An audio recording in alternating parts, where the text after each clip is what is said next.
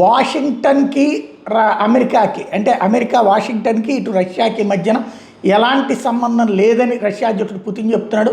ఉక్రెయిన్కి America మద్దతు నిలిపివేస్తే ఇరాన్కి సాయం ఆపేస్తామని చెప్పి రష్యా చెప్పింది, అంగీకరించింది, ఇద్దరి మధ్యన అండర్స్టాండింగ్ ఉంది, అమెరికాకి పుతిన్ ఈ మేరకు హామీ ఇచ్చారు అంటూ ఇంటర్నేషనల్ మీడియాలో వచ్చిన వార్తల్ని ఖండించింది రష్యా. మాస్కో వాషింగ్టన్ల మధ్య ఎట్లాంటి క్విడ్ ప్రోకో లేదు, అవన్నీ తప్పుడు కథనాలేనని ఖండించింది.